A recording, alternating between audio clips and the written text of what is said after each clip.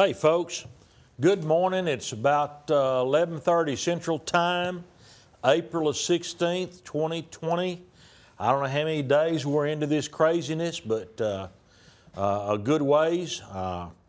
Crazy times, and I think, Alan, maybe it'd be some kind of conspiracy just to make the people that were kind of on the edge of being nuts to go completely bonkers. I don't know. I think you're on to something. I've got Alan Amos with me, salesman extraordinaire at Satterwhite Log Homes, and also happens to be son-in-law. I've told y'all before, it's so neat around this place that we got such a family deal. You know, Alan is here all the time in sales. My wife, Travonda, up until recent years, we always had adjoining offices with a door between us. We don't have that luxury now, but we've always worked together. Well, then Alan's wife, Christy, right now she's at home with the kids while this virus stuff is going on. She has a condition that, just say it's type 1 diabetes, and we don't want her to have any chance of any exposure, so she doesn't hang around the office. Daughter Lindsay and little granddaughter Parker are upstairs away from people, working here all the time. Son Nick is working here. We've been building a baseball field over at the ranch, which is something I wanted to do for a long time. Hopefully it'll make the grandkids and the ones down the line for 30 or 40 or 50 years to think a little bit nicer about the old papa when he's not here anymore. They can't wait to get on that baseball field. Can't wait? Wait a minute. Can't wait for me to croak? No, they can't wait to get on that baseball field. Okay, good. Thank you. Well, I hope so. And we got the chain link, the fencing on the backstop. I guess we finished it the day before yesterday. Nick and Chris Rothrock got the metal around it. We got a roof for us old folks to sit and watch the kids practice or play games there. And even the dugout areas under both ends of the backstop got a roof over them. I'm tickled to have that. But, you know, we got a lot of things going on here. Life at Satterwhite Log Homes is real close to normal. We've changed the way we operate a little bit. Folks knock on the front door, got a table out on the porch. Salesman will come outside, visit with them, or we may sneak a customer in the side door or something, but not a lot of activity inside the office other than the guys on the phone and emailing all the time. We've tried to make it normal, but man, this is some crazy times. Got Alan and Christy's oldest son, Kason, will turn 8 years old tomorrow. How does time fly so fast? It's nuts. I can't believe I'm as old as I am, and I got 6 grandkids and number 7 on the way. Hope I live long enough to really enjoy them. This is Easter, the week after Easter, and we'd like to share a little bit of stuff with you about stuff that we've done starting this past Sunday. But I just want to mention, I start my day every morning 6:30 on my iPhone, watching my crazy preacher and buddy, old Jason Taylor. He has a devotional for men at 6:30. Then he has another deal at 7 on Facebook. But if y'all are interested in watching that, why, all you got to do is on Facebook go to Traveling Partners with Jay Taylor. That's traveling without a G on the end of it, because East Texans don't say G's with ings at all, or try to avoid it. All right, we had a super neat service just for family on Easter, since we couldn't go to church. Well, we're over at the ranch spending the weekend, and had I felt like a very, very special church service. I don't know if Alan agrees or not on that.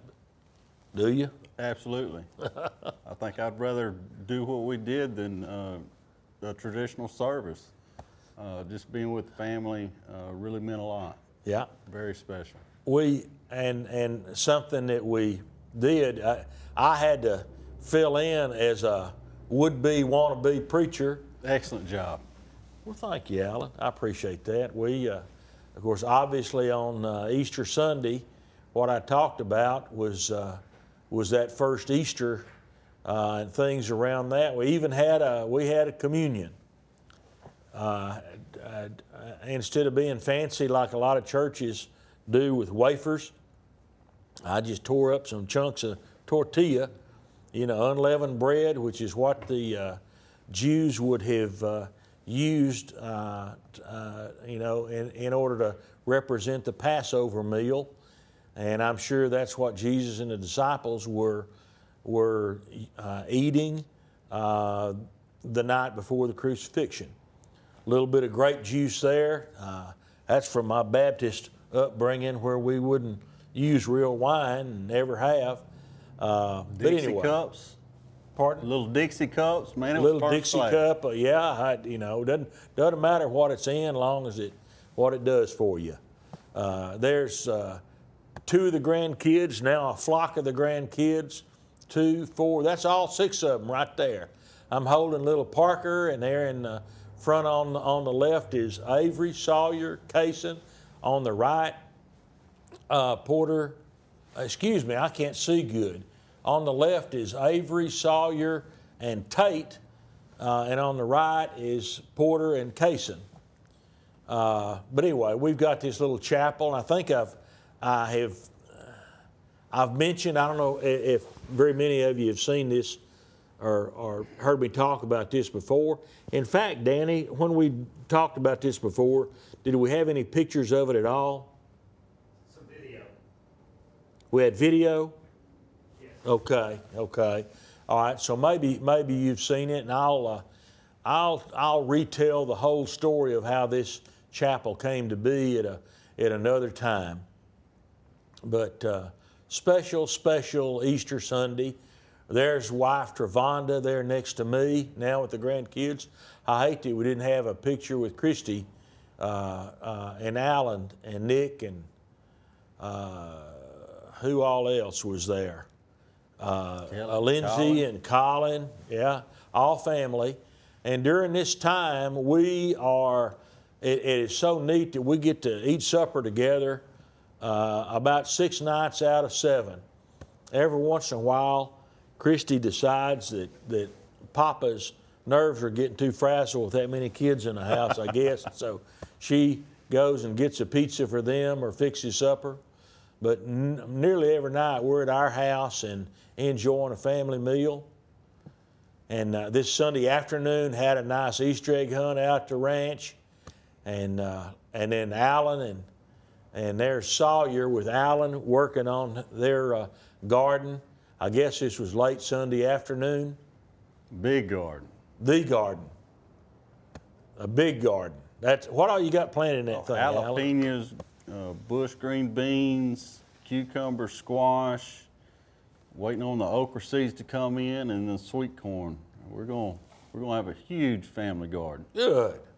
And then over at our garden at the ranch, this one that Alan's talking about is at their house, so that these crazy days with no school, kids can get out, work a little bit in it, learn something. Over at the ranch, we got I've got 2¼ acres fenced off, high fenced, for a garden. I don't know if I'll do that much this time, but I've been waiting for the ground to be dry enough to plant corn and beans and peas and watermelons. All I've got in is a bunch of tomato plants and a bunch of peppers, and waiting for the sugar cane to sprout back out from last fall. But we sure have a good time with that, and hopefully all these grandkids are learning something. Speaking of grandkids learning something, I guess it was 3 weeks ago, we made butter over at the cabin at the ranch, and had the grandkids involved in that, and was using one of these churns that the Satterwhite family didn't have anything that fancy when I was growing up. It's one of these churns. It's a gear drive dasher, so you're just turning the handle, and it's churning. And we made a pretty good little jag of butter there. Well, I wanted to show the kids a couple of other ways of churning. Travanda had some antique, old-fashioned churns with the handle and a crock with the lid with a hole in it, and you just sit there churning, going up and down with that handle. We made one batch of butter with that, and another one just with a big jar with a tight lid on it, and just sit there watching TV, shake, shake, shake, shake, shake, shake. Well, it ended up that Tate was the only one of the grandkids that would stick with Papa till 11 o'clock that night till we finally got the last of the butter made. I'm off track here a little bit. Warm all out, huh? Right. Crazy times. Let's make the best of them, folks. A lot of folks are just worried, scared. It's really slowed everyone down, Yeah. I'm kind of enjoying that. I sure am enjoying it. The meals together, the family time we get to spend. We've done this baseball field as kind of an in-between project. About to build a big back porch on our house for me and Travanda. The egg production business. Alan and his bunch. You've got a bunch of chickens. We're going to be ready for fresh eggs here. Another 6 weeks probably. 5 weeks. 5 We're weeks. 5 weeks out. They ought to start laying, which that'll be a fun deal. When Nick was a little boy, we had chickens, and I bought, I guess, 500 or 600 egg cartons from Horaney's here at Longview, and he was selling eggs all over the neighborhood till New wore off of it. Then we were eating all the eggs that we could. But that's awfully good for kids. But we have tried to be as normal as we can, and I'm not worried about a thing. Maybe that's my stupidity, but if you got faith, everything's going to turn out all right anyway. This is just one of those things that we roll with, and hopefully can. But the thought of crazy stuff made me think of some other crazy things. In business for over 45 years, we have seen some absolutely crazy. Beyond crazy. Just me and you. I can't think of a word that's crazier than crazy. But Alan, one of the first deals that was a setup deal. There. All right. Alan was a new salesman. Second day on the job. Seriously? Yes. That's when you went to that job Yes. site? He went to a job site for a certified crazy customer, which 99% of our folks are good, normal folks, like I start to say like me and Alan, but most people would disagree about the normal part of us. But this guy was beyond nuts, and I didn't realize it whenever we signed a contract. But Alan goes over there the first day to meet on site. We hadn't poured concrete yet. We were getting right? ready to pour a foundation. We had a log raising scheduled that weekend. So I had to learn as much as I could, as fast as I could. So I get to this job site, and the customer is mad as a hornet. And I have no idea why he's mad or what I was stepping into. He was angry because we were going to roll concrete trucks up by his pad to pour the foundation. And he wanted Which is normal. Which is normal. We don't use a concrete pump unless the job site dictates that we got to use a pump, because either we're going to have to pay for it or the customer has to pay for it, and I don't want to waste anybody's money. So if we can pour it normally, we roll concrete trucks up beside it and pour them out. Well, he wanted us to pay for it. Yeah. And I think in the end, I agreed to pay for it out of my pocket.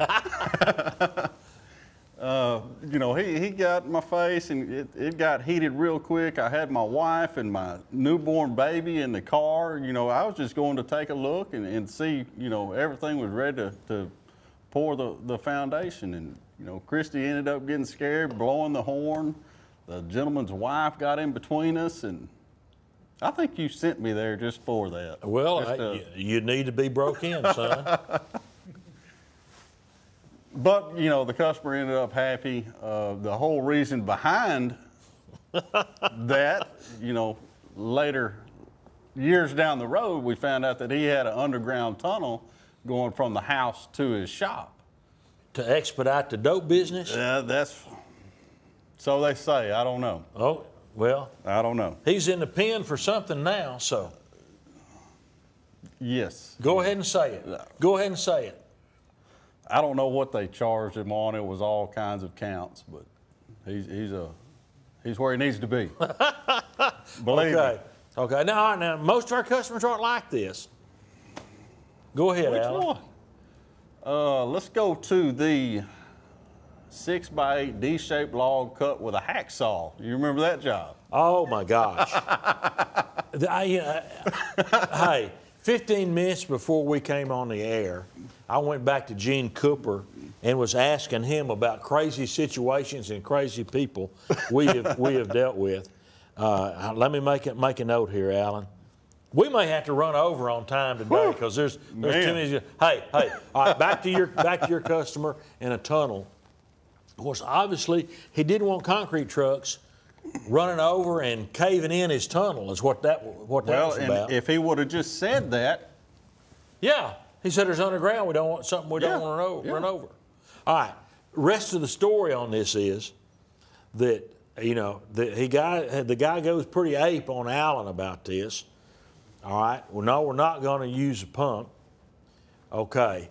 We get the slab poured, and we don't know anything about this. no idea. And the joke is on the old man because I didn't know any of this stuff until today's Thursday. Tuesday night at the supper table, Alan tells me about this and about the tunnel. And all these years, I didn't know that was a deal. The guy had pre-built the tunnel from his shop, and he was so secretive about it, nobody could know there was going to be anything underground there.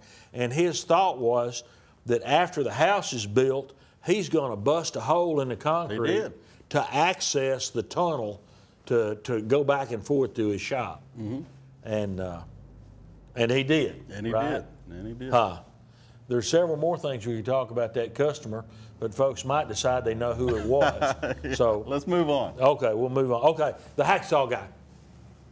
We had another customer, and he wasn't even your customer, was he? No, I was just another set up deal. Yeah, set up to go with the old man. Once in a while when I'm dealing with crazy people, I don't like to go by myself. I need somebody to either back me up or drag somebody's body away. Yeah. Okay, or hopefully get in between me and the bad guy.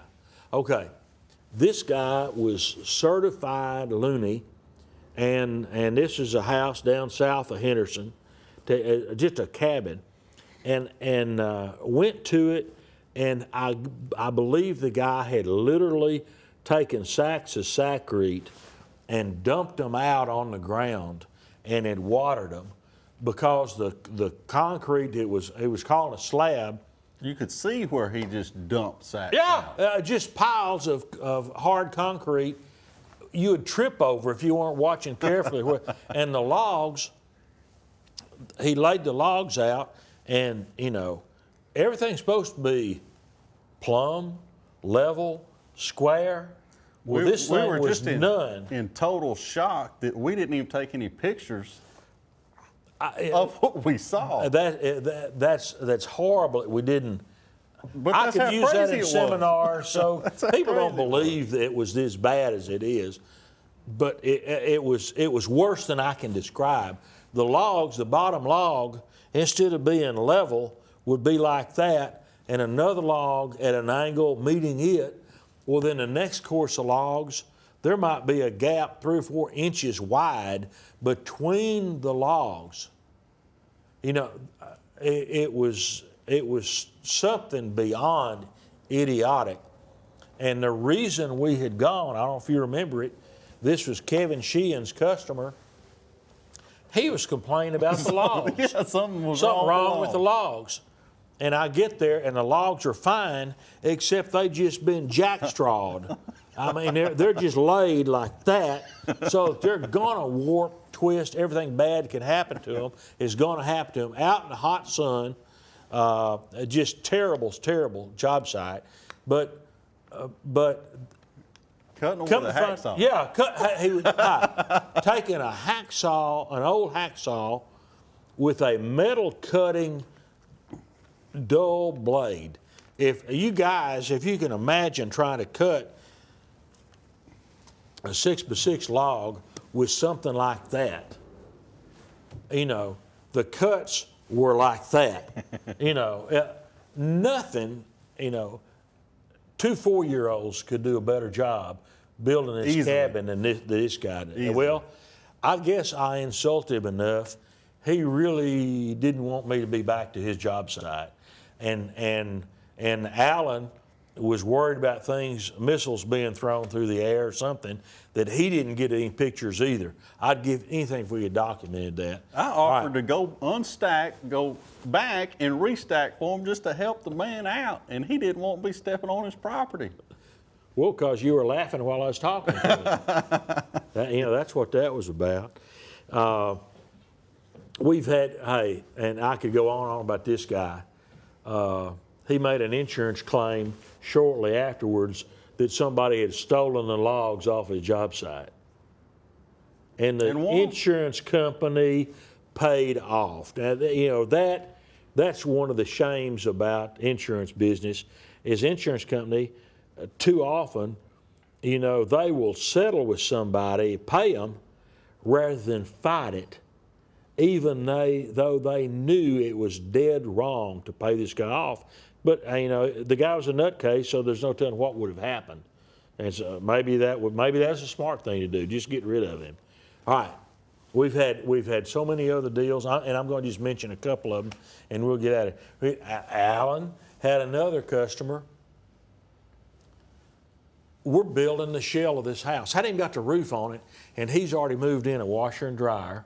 Oh my gosh. He's stained the inside and outside of the logs before we had a roof on it, and was pushing, just drove us crazy.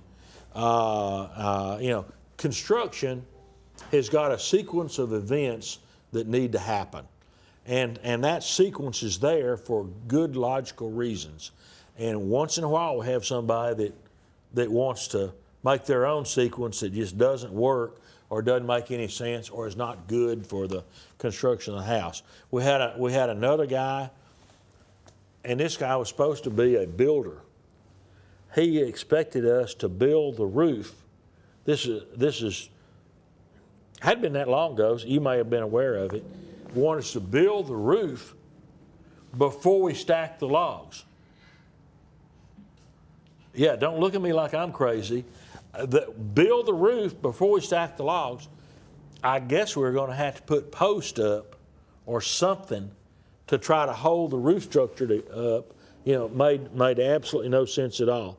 And then we had one other guy I have to mention, kind of down toward southeast Texas, and this has been, I don't know, 6, 8, maybe 10 years ago.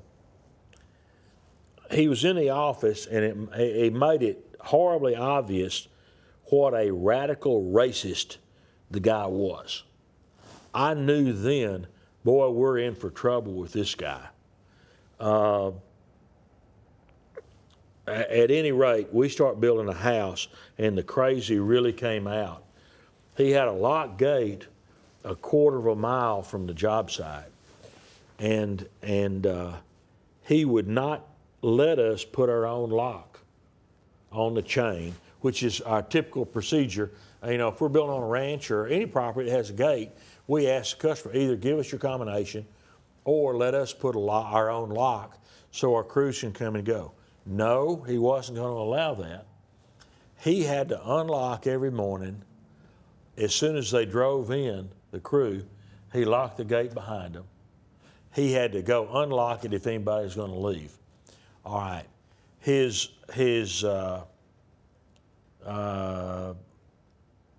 guy was radical in so many different ways.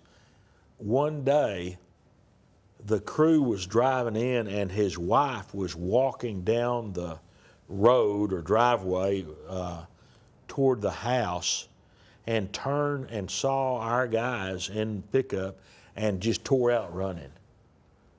Just tore out running. She could not be seen by these men.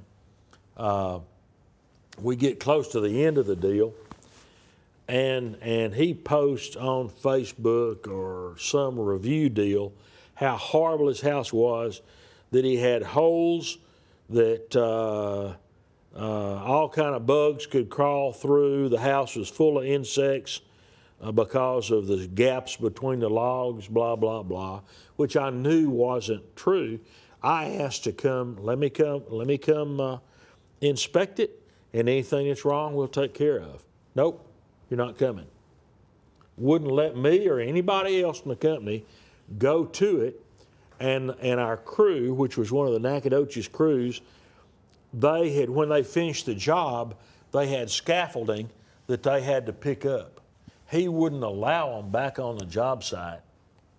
The scaffolding was hauled back up to the highway and thrown over the fence for them to pick up.